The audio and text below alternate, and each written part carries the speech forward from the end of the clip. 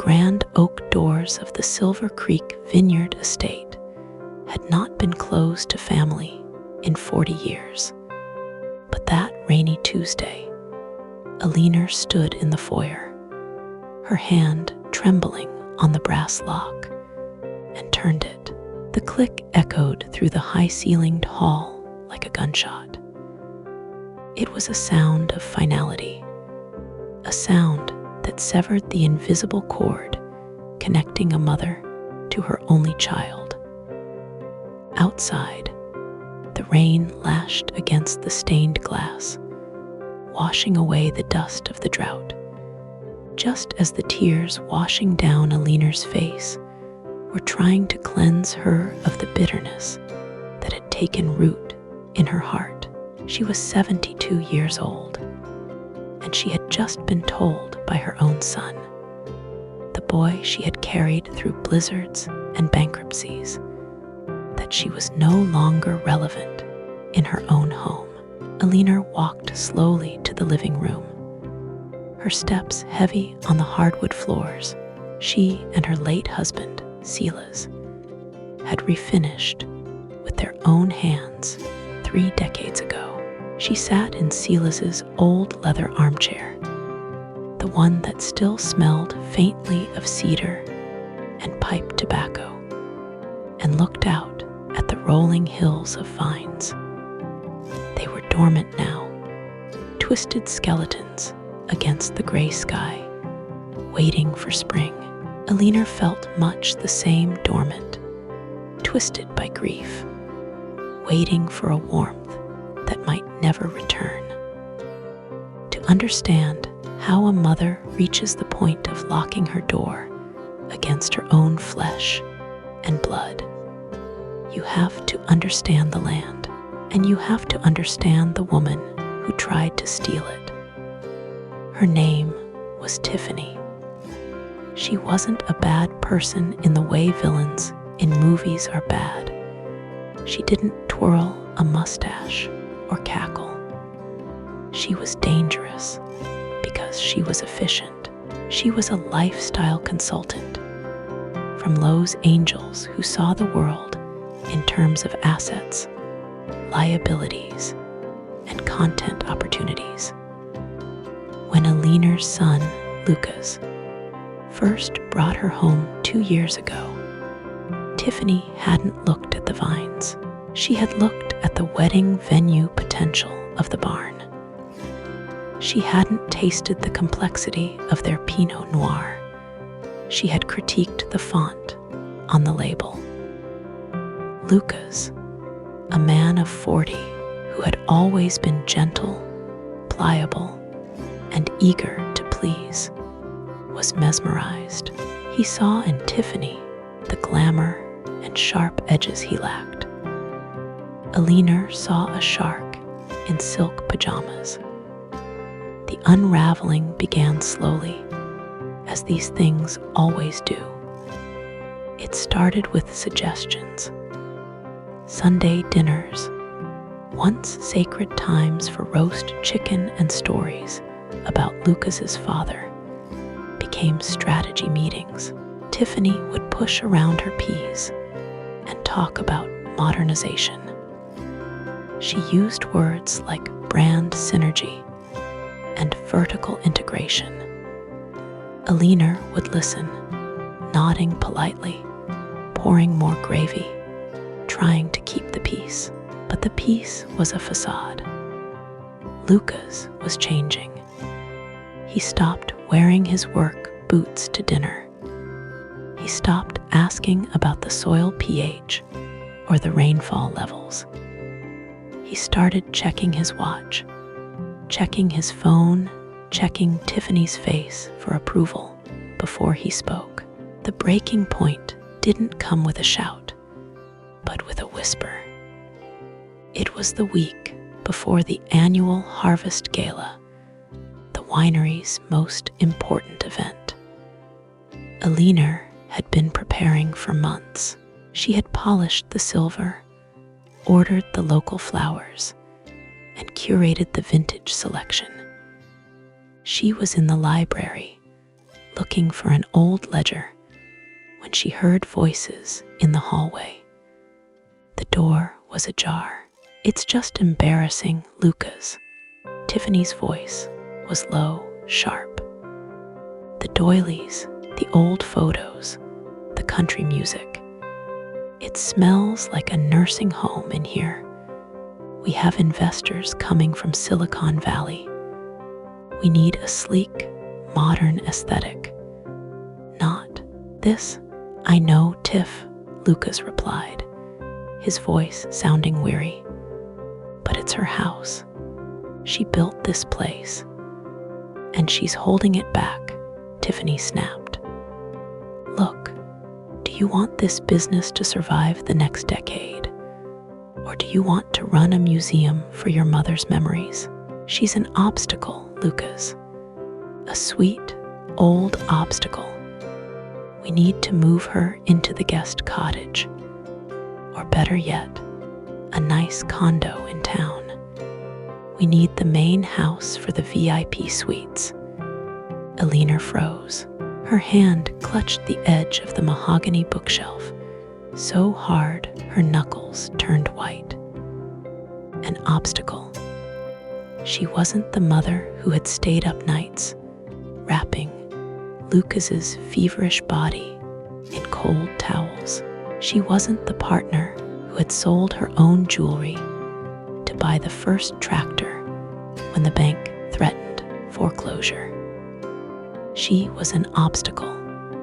She waited for Lucas to defend her. She waited for him to say, "No, this is her home. She is the heart of this place." The silence stretched, agonizing and thick. "I'll talk to her after the gala," Lucas finally said. "You're right. It's time for a change." Eleanor didn't confront them then. She didn't scream. She simply retreated into the shadows of the library, sinking into the floor, feeling the betrayal crush her lungs. That night, she didn't sleep. She walked the halls of the house, touching the walls, the frames, the memories. She realized that her son hadn't just fallen in love, he had been rewritten. The boy she raised was gone, replaced by a man who valued VIP suites over his mother's dignity. The gala was a blur of forced smiles and clinking glasses. Eleanor wore her best velvet gown, a deep burgundy that matched their finest vintage. She stood by the entrance, welcoming guests, playing the part of the gracious matriarch. Tiffany was everywhere, dazzling in a silver sequined dress, directing the caterers, changing the lighting, physically moving Eleanor's carefully placed flower arrangements when she thought no one was looking. When the speeches began, Lucas took the microphone. He looked handsome, successful, and entirely stranger-like. "We are so glad you are all here to witness the new era of Silver Creek," he announced, raising his glass. "My fiancée, Tiffany, has incredible vision for the future. We are going to transform this estate into the premier luxury destination of the valley." Applause rippled through the tent. Eleanor stood in the back, her hands clasped. Then Tiffany took the mic. "Thank you, darling. And we want to thank Eleanor." She gestured vaguely to the back, not even making eye contact. "For maintaining the property all these years. But get ready, everyone. Next year, Silver Creek is getting a facelift. Out with the old, in with the gold." Laughter. Polite, cruel laughter. Eleanor felt a hand on her shoulder. It was old Mr. Henderson, their neighbor and lawyer for 40 years. Did you agree to this facelift, Elle? He whispered, his eyebrows knit together. No, Arthur, she whispered back. I certainly did not. The next morning, the confrontation was inevitable. Lucas and Tiffany found Eleanor in the kitchen, drinking black coffee. They sat down opposite her, sliding a thick envelope across the table. Mom, Lucas started, unable to meet her eyes. We need to discuss the living arrangements. There is nothing to discuss, Eleanor said calmly, setting her cup down. I live here. You live in the East Wing. It has worked for 5 years. It's not working for the business model, Tiffany interjected, tapping a manicured nail on the table. Eleanor, look at the numbers. This house is a drain. We need to renovate the main hall into a reception area. We found a lovely, active senior community in town. It has a pool, bingo nights, nurses on call. I don't need a nurse. Eleanor's voice was ice. I need my son to have a spine. Lucas flinched. Mom, don't make this difficult. We're trying to help you. The upkeep here is too much for you. I have managed this upkeep since before you were born, Lucas. While you were playing with toy trucks, I was repairing the roof. Things change, Lucas shouted, slamming his hand on the table. The sudden aggression shocked them all. Dad is gone, Mom. He's been gone for 10 years. You're holding onto a ghost. Tiffany and I are the future. We need the deed. We need full control to secure the loan for the renovation. You're listed as the primary executive. We need you to step down. And if I refuse, Tiffany smiled, a cold, predatory curving of lips. Then we petition the court. Lucas owns 40% of the shares left by his father. We can argue mismanagement. We can argue that at your age, you aren't cognitively fit to run a multi-million-dollar business. We can make it very ugly, Eleanor. Or you can sign, take the payout, and retire in luxury. Cognitively fit. The threat hung in the air like poison gas. They were willing to declare her senile to get the land. Eleanor looked at her son. He was looking at the floor, his face red with shame, but he didn't stop her. He was letting this happen. Get out, Eleanor whispered. What? Tiffany blinked. Get out of my kitchen. Get out of my house. Take your business plans and your cruelty and get out. Mom, you can't kick us out. I live here. Lucas protested. You live here because I allow it. This house is in my name. The majority shares are in my name. The land is in my name. Your father made sure of that. He knew. God rest his soul. He knew that one day you might lose your way. Eleanor stood up, drawing herself up to her full height. She wasn't a tall woman, but in that moment, she looked like a giant. You have 1 hour to pack your bags. I want you off this property. You'll hear from our lawyers. Tiffany shrieked, her composure cracking. I look forward to it, Eleanor said. They left. It took 2 hours, not 1, and they made sure to knock over a vase in the hallway on their way out, but they left. And that was when Eleanor locked the door. TH. Part 2. Characters. 95-0. That was when the silence descended. The legal battle that followed was a war of attrition. Tiffany and Lucas didn't hold back. They filed motions claiming Eleanor was squandering the inheritance. They sent appraisers she turned away at the gate. They spread rumors in town that the winery was failing, that the matriarch was losing her mind. Friends Eleanor had known for decades started looking at her with pity or suspicion. "Is it true, Elle? Are you forgetting things?" they would ask at the grocery store. It hurt. It hurt more than the physical labor of the harvest. But Eleanor had a secret weapon, something Lucas had forgotten, and Tiffany never knew. Years ago, when Silas was dying of cancer, he had sat Lucas down, then a young man of 30, and tried to teach him the books. Lucas had been bored, distracted. He wanted to design buildings, not balance spreadsheets. So Silas had turned to Eleanor.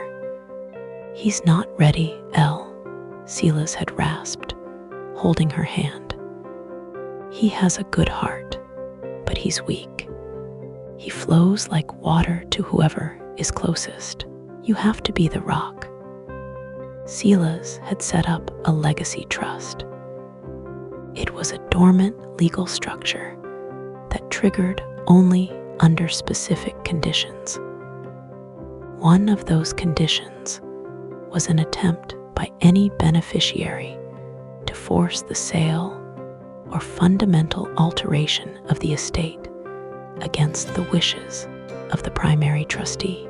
If triggered, the trust locked all assets for a period of 10 years, preventing any sale, any loans, and any dividend payouts. The winery would run on a maintenance budget only. No profits would be distributed. Eleanor had hoped never to use it. It was the nuclear option. It meant she would have to live on a shoestring budget. It meant Lucas would receive nothing, not a dime, for a decade.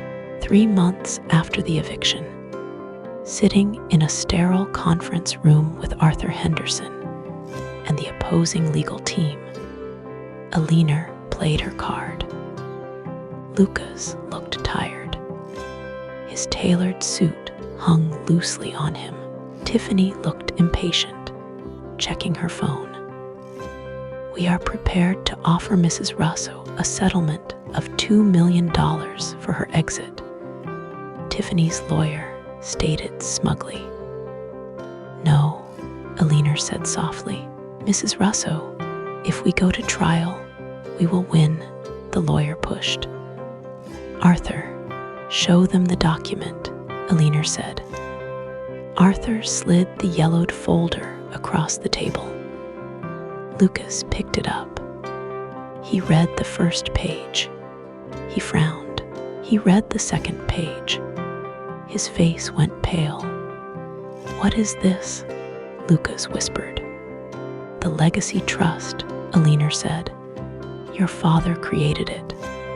By filing this lawsuit, by attempting to force a sale, you have triggered Clause 7A. The estate is now in lockdown. All assets are frozen. All profit distribution is suspended for 10 years. That's impossible." Tiffany grabbed the paper.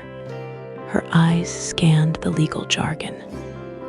This means there's no money, no renovation capital. It means," Eleanor said, looking straight at her son, "that the winery exists to make wine, not money. For the next 10 years, every penny earned goes back into the soil or into a charitable preservation fund. There will be no dividends for you, Lucas.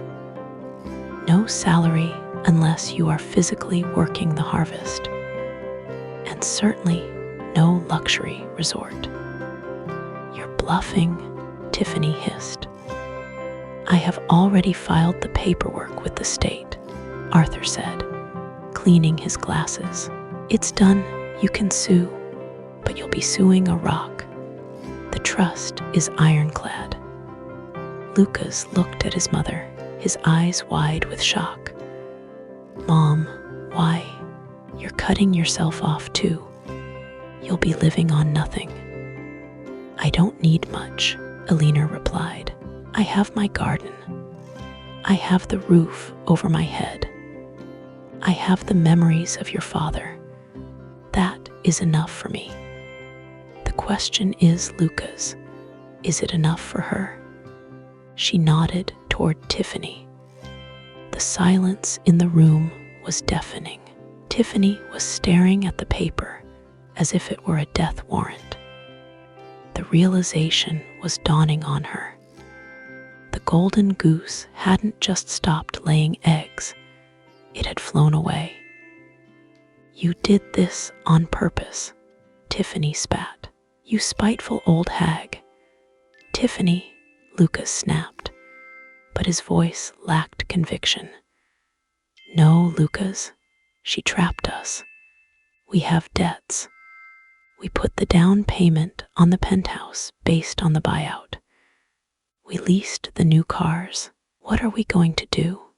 Eleanor stood up. She smoothed her skirt. That sounds like a problem for people who live beyond their means. I suggest you get jobs. Real ones. She walked out of the conference room, leaving them shouting at each other. She didn't feel triumphant. She felt hollow.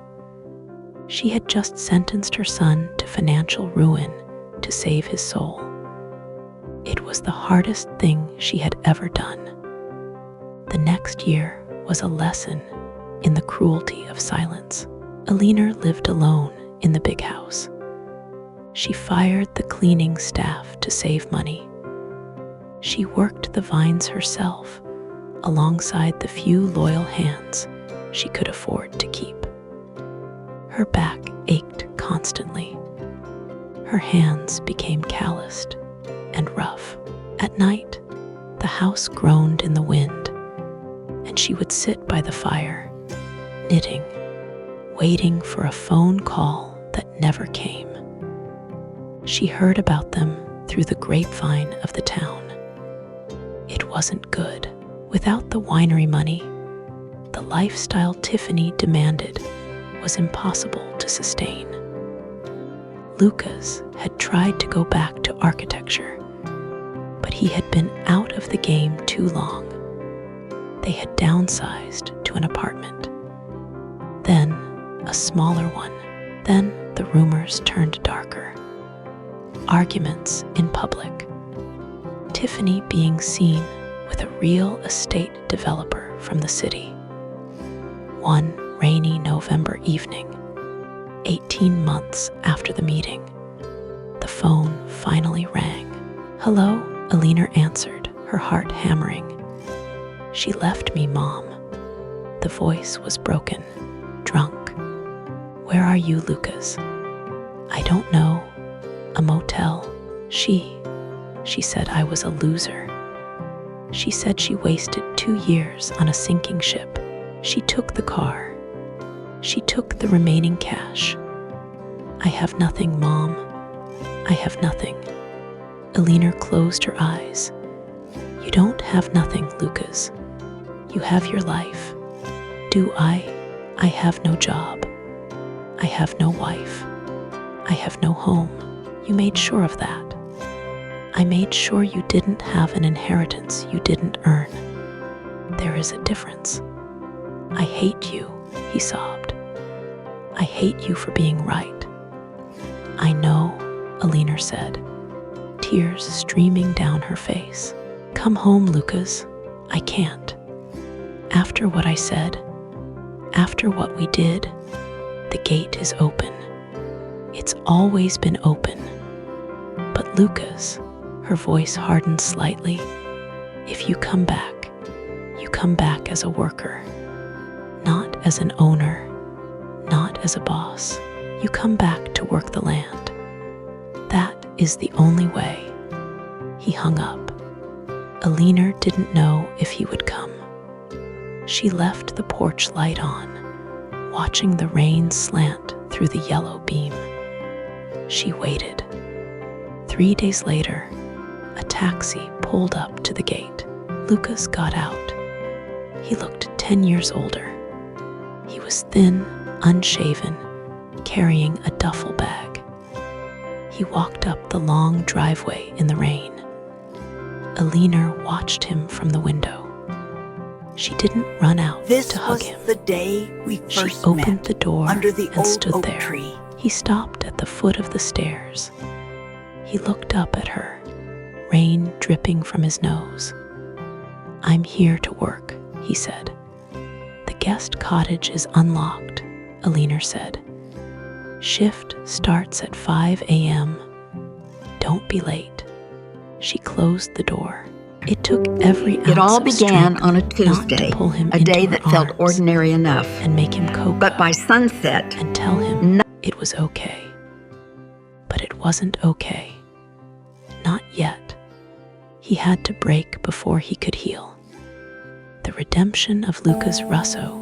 She slow remembered the day and this photo was painful. taken, The a first moment month, frozen in time when he Lavender almost quit 5 And times. that's when I knew The our work was adventure brutal. had truly begun. Pruning vines in the freezing dawn, scrubbing fermentation tanks until his hands bled, hauling crates of heavy glass bottles. Eleanor didn't spare him. She treated him like any other junior hand. She paid him minimum wage from the maintenance fund. They ate dinner together in silence for the first few weeks. Then, slowly, the silence began to thaw.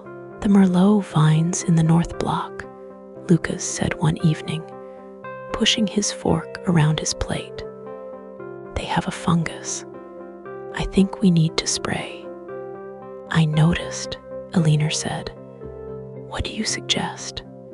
"Organic copper spray. Expensive, but if we use chemicals, we lose the certification." Eleanor nodded. "Good. Order it." It was a small exchange, but it was a brick in the bridge being rebuilt between them. Months turned into seasons. Lucas's soft hands grew tough. His pale skin tanned. He stopped talking about synergy and started talking about rainfall and bricks levels. He began to look like his father. One summer evening, 2 years after his return, Eleanor found Lucas in the barn. He was sanding down an old oak table, one of the pieces Tiffany had wanted to throw away. "Why are you fixing that old thing?" Eleanor asked, leaning on her cane.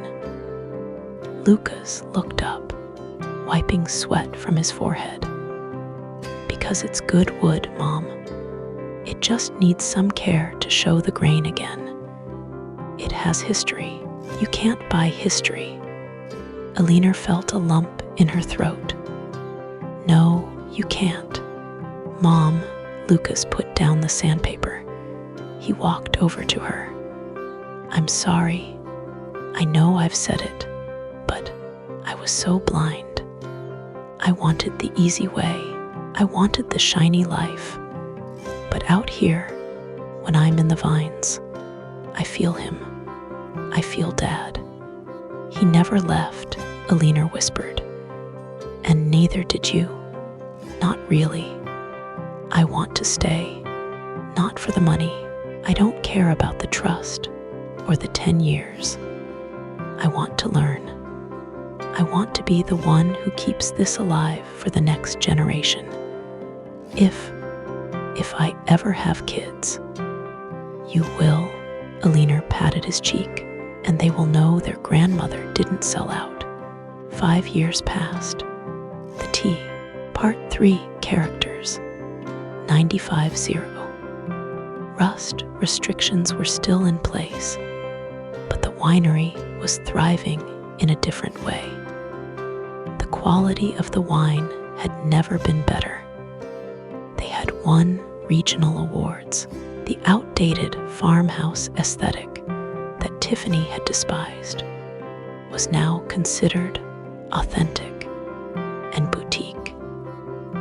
People came from all over to meet Eleanor and Lucas, the mother and son who worked the land together. One afternoon, a shiny black car pulled up the driveway. Eleanor was sitting on the porch, knitting. Lucas was in the driveway, loading a truck. The door opened and a woman stepped out. It was Tiffany, but she looked different. Older, harder. Her makeup was too heavy, trying to hide the lines of stress. She wore expensive clothes, but they looked a season out of date. She walked toward Lucas. Eleanor stopped knitting and watched. "Hello, Lucas," Tiffany said, flashing a bright, fake smile. "Tiffany," Lucas nodded, not stepping forward. He wiped his hands on a rag. "I heard the winery won the Gold Cluster Award. Congratulations." "Thank you. I was thinking about us, Lucas. I made a mistake. I was young, foolish. The guys I've met since, none of them are like you. You're a good man." She reached out to touch his arm. Lucas stepped back. "I'm a busy man, Tiffany. What do you want?" "I want to try again. I see you've done wonders with the place. Maybe I could help with the marketing. We could be a team again." Lucas laughed. It wasn't a bitter laugh, but a laugh of genuine disbelief. He looked up at the porch at his mother. Eleanor didn't move. She just watched. "Tiffany," Lucas said, his voice calm and deep. "Look at this land. Really look at it. It's dirt. It's sweat. It's patience. You don't like dirt. You don't have patience. And you certainly don't love me. You love the award. You love the potential value. That's not fair. It's the truth. And the truth is, the trust is still active. I make $15 an hour. I live in the guest cottage. I drive a 2005 Ford truck. If you're looking for a payday, you're 5 years too early. And even then, the will has changed. Changed. Tiffany narrowed her eyes. "Mom changed it last year," Lucas smiled. "Even when the trust expires, the estate doesn't go to me directly. It goes to my children, held in stewardship. I will never own this land to sell it. I only own the right to work it." Tiffany's face fell. The mask dropped. "You're idiots," she sneered. "Both of you. Peasants playing in the dirt." "Goodbye, Tiffany." Lucas turned his back on her and picked up a crate of wine. She stood there for a moment, fuming, realizing there was no angle to play, no leverage to use. She got back in her car and drove away, kicking up dust that settled quickly on the sturdy vines. Lucas walked up the steps to the porch. He sat down next to Eleanor. "You handled that well," Eleanor said, handing him a glass of iced tea. "I learned from the best." Lucas took the glass. "Did you really change the will? To skip me?" Eleanor smiled mischievously. "No, I never changed it. The trust expires in 3 years. It will all be yours. Yours to keep, yours to sell, yours to do whatever you want with. Lucas looked at her, shocked. You lied. I didn't lie. I just let you believe what you needed to believe to find your own way. I wouldn't sell it, Mom. Not for $1 billion. I know. Eleanor leaned back in her chair, looking out at the golden sunset washing over the valley. I know. She closed her eyes, feeling the warmth of the sun and the presence of her son beside her. The grand oak doors were unlocked today. The house was full of life. The legacy was safe. It hadn't been saved by lawyers or contracts or trusts. It had been saved by the hard, terrible, beautiful work of letting go, so that what was true could return. Eleanor took a deep breath of the sweet, grape-scented air. She was tired, but it was a good tired. The kind that comes after a long day in the harvest, when the work is done, and the wine is finally safe in the barrel. Mom, Lucas asked softly. Yes, dear. Thank you for locking me out. Eleanor opened her eyes and patted his hand. I didn't lock you out, Lucas. I just waited for you to find the right key. She touched the locket around her neck, the one with Silas's picture in it. We did it, my love, she thought. We saved him. The sun dipped below the hills, casting long shadows across the vineyard. But inside the house, the lights were coming on, one by one, warm and steady against the coming night. The glowing red numbers on the bedside alarm clock read 3:14 a.m., a time Eleanor had come to dread more than any other. Beside her, the mattress shifted, releasing a long, suppressed sigh that signaled the beginning of the ritual. For 42 years, Eleanor had laid in the dark, feigning sleep, listening to the man she loved more than life itself slip out from under the quilt.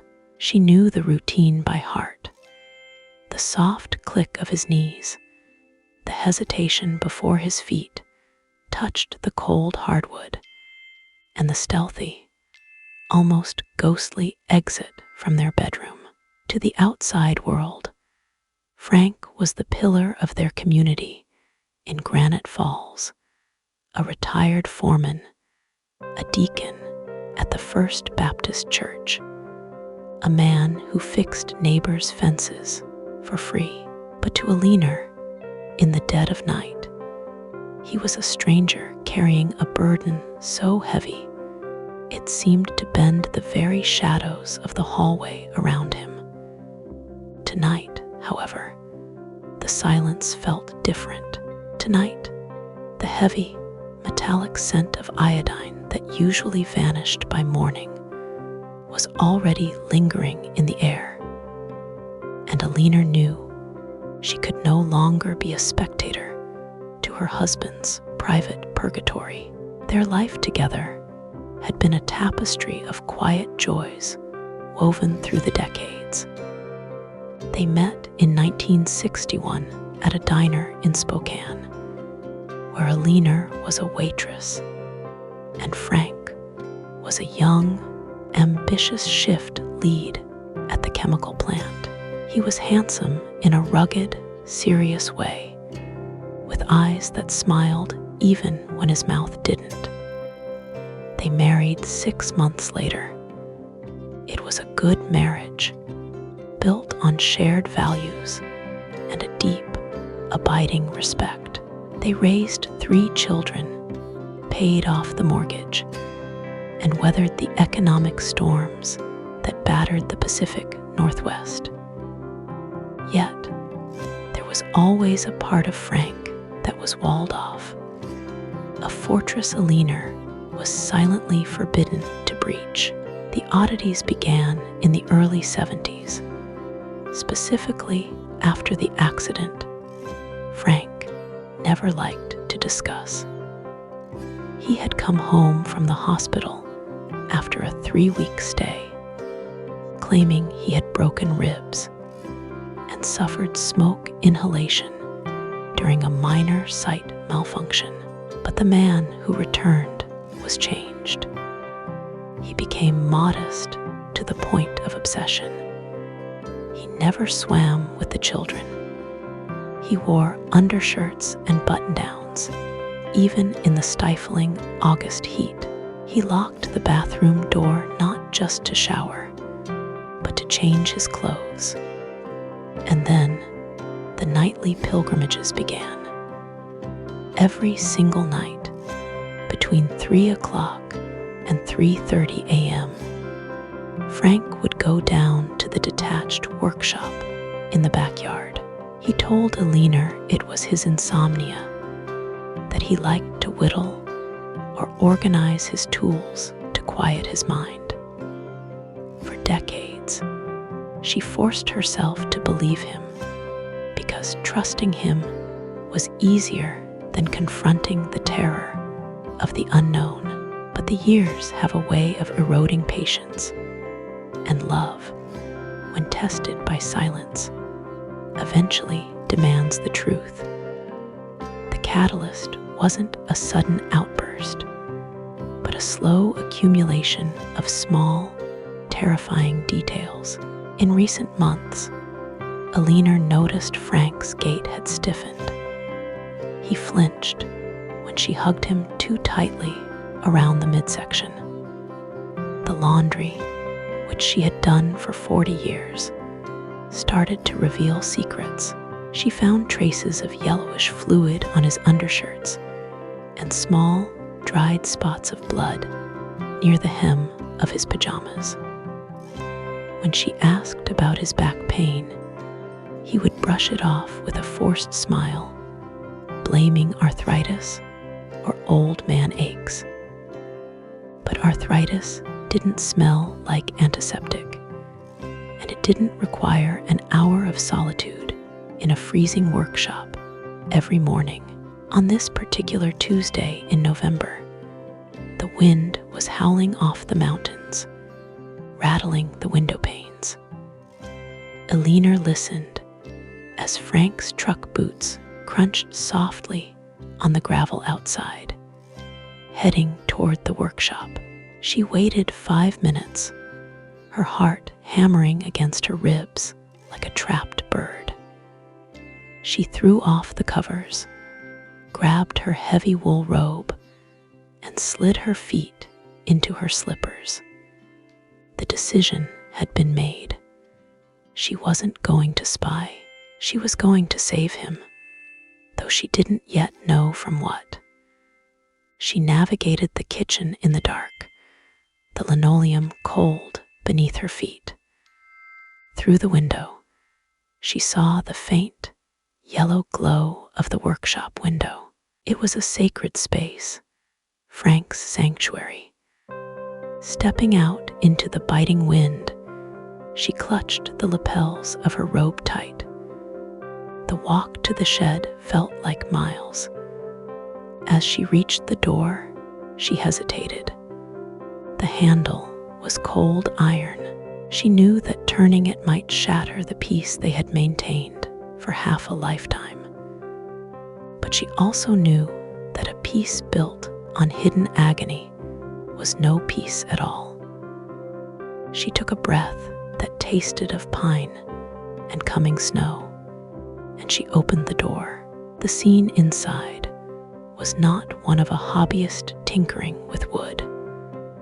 The air was thick, hot from a space heater cranked to its highest setting, and heavy with the smell of medicinal ointment and raw flesh. Frank was standing with his back to her, facing a large workbench he had converted into a makeshift medical station. He was stripped to the waist. Eleanor's hand flew to her M. Part 4 Characters. 8066. Out to stifle a scream, but a small, strangled gasp escaped her throat. Frank spun around, his eyes wide with a primal panic, grabbing a towel to cover himself, but it was too late. Eleanor had seen.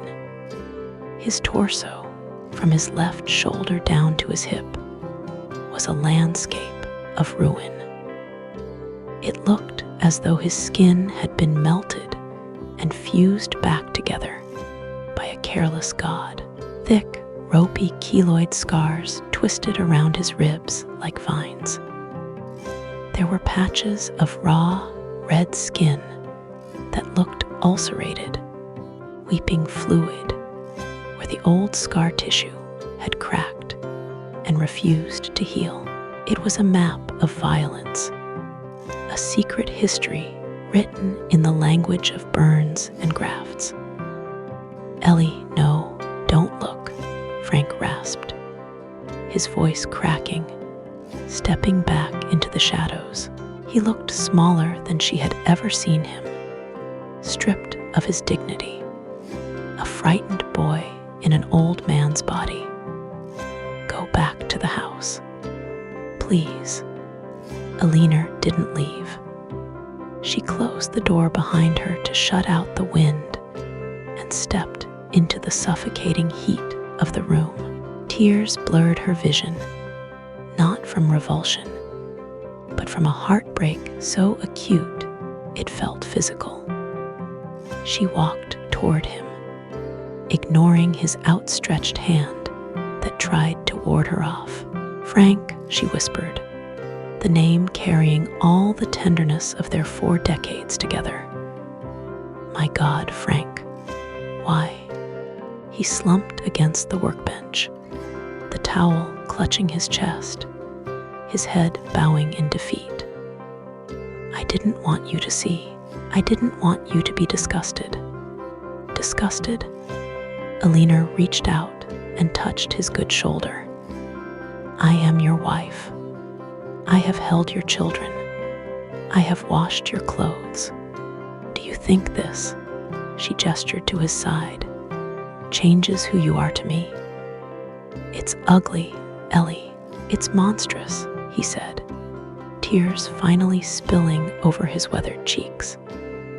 "And it's my fault." The confession hung in the air. Eleanor gently took the towel from his shaking hands. "Sit down," she commanded softly. He obeyed, sitting on the stool he had used for thousands of nights alone. She picked up the gauze and the jar of salve that sat on the table. "Tell me the truth. No more stories about broken ribs." And so, as the wind battered the wooden walls of the shed, Frank finally purged the poison he had carried since 1971. He told her about the night at the plant. It wasn't a minor malfunction.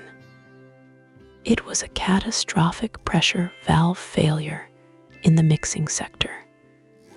The company had been cutting corners on safety equipment to save money. When the alarm sounded, Frank hadn't run out. He had run back in to manually seal the breach to prevent the gas from reaching the town, to prevent it from reaching the neighborhood where Eleanor and their babies were sleeping. "I got the valve closed," Frank said, his voice trembling. "But the pipe burst just as I finished. It sprayed me with the chemical slurry. It was boiling, Ellie. It ate through the suit in seconds." He explained the aftermath. The company lawyers had descended on his hospital bed before he could even speak. They offered a settlement, a massive sum that paid for their house, the kids' college, their secure retirement. But it came with a non-disclosure agreement and a threat if he spoke about the negligence. They would tie him up in litigation for years, bankrupt him, and destroy his reputation. They convinced him that his scarring was his burden to bear, and that he was lucky to be alive. "I took the money," Frank wept, the shame convulsing his shoulders. "I took the money to keep us safe, but I felt like I sold my soul. And every day this," he pointed to the weeping wounds on his side, "reminds me that I'm a fraud. I walk around town and people shake my hand, and they don't know I'm rotting underneath." Eleanor listened, her heart breaking and reforming with a newfound strength. She realized then that the nightly ritual wasn't just about tending to physical wounds. It was a penance. He was punishing himself for surviving, for taking the silence money, for feeling unworthy of the life he had provided for them. "You are not a fraud," Eleanor said firmly. She dipped her fingers into the salve, the smell of wintergreen rising between them. "You ran back in. You saved the town. You saved us. The scars aren't a mark of shame, Frank. They are a badge of honor that you bought with your own flesh." She moved behind him, leaned forward. For the first time in 42 years, Frank let go. He leaned forward, exposing the angry, inflamed skin to his wife. Eleanor's hands, usually busy with knitting or gardening, became the hands of a healer. She applied the ointment with a touch as light as a feather, tracing the ridges of the scars that had defined his life. She cleaned the open sores with fresh gauze, working in a silence that was no longer empty, but filled with a profound, vibrating intimacy. When she touched a particularly raw spot near his hip, Frank hissed in pain. "I'm sorry," she whispered. "It's okay," he breathed out, his shoulders dropping inches as the tension left his body. "It feels better. It feels better than doing it alone." They spent an hour in the shed. Eleanor bandaged him with a precision she didn't know she possessed. When they were finished, she helped him put on his flannel shirt, buttoning it for him like she used to do for their children. They walked back to the house hand in hand, the storm still raging outside, but the storm inside Frank finally beginning to break.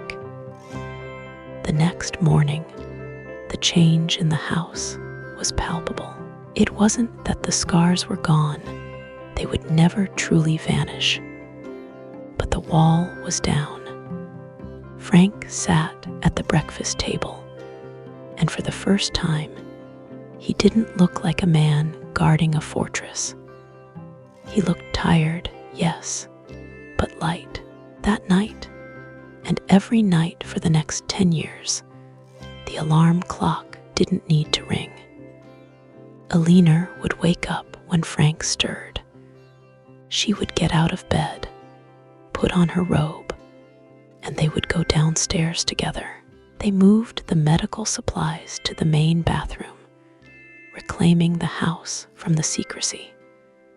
Eleanor learned the names of the creams, the right way to wrap the compression bandages, and the signs of infection to watch for. It became their time. At 3:30 a.m., while the rest of the world slept, they talked.